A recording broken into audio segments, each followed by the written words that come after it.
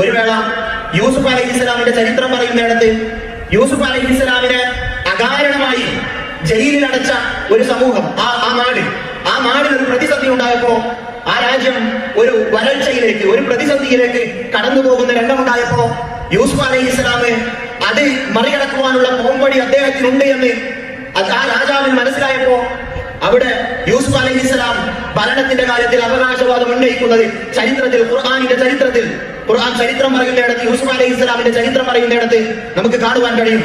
യൂസുഫ് അലൈഹിസ്സലാം പറയുന്നത്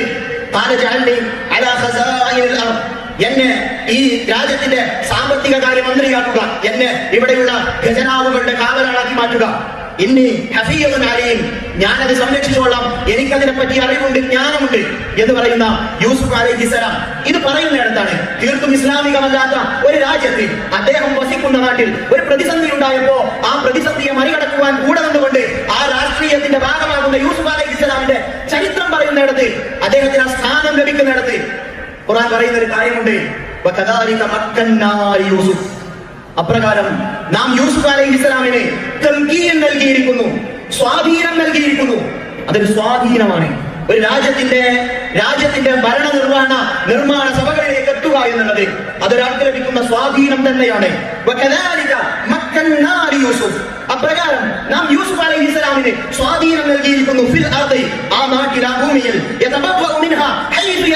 അദ്ദേഹത്തിന് ഉദ്ദേശിക്കുന്നിടത്ത് താമസിക്കാവുന്ന രീതിയിൽ അദ്ദേഹത്തിന് സ്വാധീനം നൽകിയിരിക്കുന്നു. ഒരു പൊട്ടക്കിണറ്റിൽ നിന്നാണ് യൂസുഫ് അലൈഹിസ്സലാമിന്റെ രണ്ടാം വരവ്. അടിമയായിക്കൊണ്ടാണ് മിസ്റിന്റെ മണ്ണിലേക്ക് യൂസുഫ് അലൈഹിസ്സലാം കടന്നു വരുന്നത്. അതിനൊക്കെ ശേഷം പ്രതിസന്ധികളുടെ കനൽപദങ്ങളെ താണ്ടിയ യൂസുഫ് അലൈഹിസ്സലാം ആ രാജ്യത്തിന്റെ ഭരണരംഗത്ത് എതിരാളികളില്ലാത്ത ഒരാളായി ഉയർന്നു നിൽക്കുന്ന രംഗം പറഞ്ഞുകൊണ്ടാണ് ഖുർആൻ അത് പറയുന്നത്. അദ്ദേഹത്തിന് ഇഷ്ടമുള്ള ഇടത്ത് താമസിക്കുവാൻ കഴിയുന്ന രീതിയിൽ അദ്ദേഹത്തിന് നാം സ്വാധീനം നൽകിയിരിക്കുന്നു.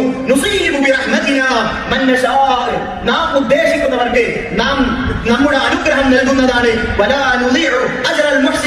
പുണ്യവാന്മാരായ ആളുകളുടെ പ്രതിഫലം നാം ഇല്ലാതെയാക്കി കളയുകയില്ല എന്ന് ഖുർആൻ നമ്മളുടെ മുന്നിൽ വെക്കുകയാണ്. ഇതുകൊണ്ട് തന്നെ നമ്മൾ വളരെ കൃത്യമായും മനസ്സിലാക്കേണ്ടത്, രാഷ്ട്രീയം എന്നുള്ളത്, രാഷ്ട്രീയത്തിൽ പ്രവർത്തിക്കുക എന്നുള്ളത് അതെന്തോ ഒരു മോശപ്പെട്ട പ്രവർത്തനമായി കാണുന്ന രീതി നമ്മളിൽ നിന്ന് ഉണ്ടായിക്കൂടാ. മറിച്ച് ഇവിടെയുള്ള നിയമനിർമ്മാണ സഭയിൽ മുസ്ലിം പ്രാതിനിധ്യം ഉണ്ടാകണം. ഭരണഘടനാ ശില്പിയായ BR അംബേദ്കർ അദ്ദേഹം ഭരണഘടന നിർമ്മിക്കുന്ന സമയത്ത് ന്യൂനപക്ഷങ്ങൾക്ക് അവരുടെ അവകാശങ്ങൾ സംരക്ഷിക്കുന്നതിന് വേണ്ടിയുള്ള ഭരണഘടനാപരമായ നിയമങ്ങൾ എഴുതി ചേർത്തുകൊണ്ട് തന്നെയാണ് ആ ഭരണഘടന ഇവിടെ നിലവിൽ വന്നത്. അതുകൊണ്ട് തന്നെയാണ് ന്യൂനപക്ഷങ്ങൾക്ക് ഇവിടെ സ്വസ്ഥമായി കൊണ്ട് ജീവിക്കുവാൻ കഴിയുകയും ചെയ്യുന്നത്.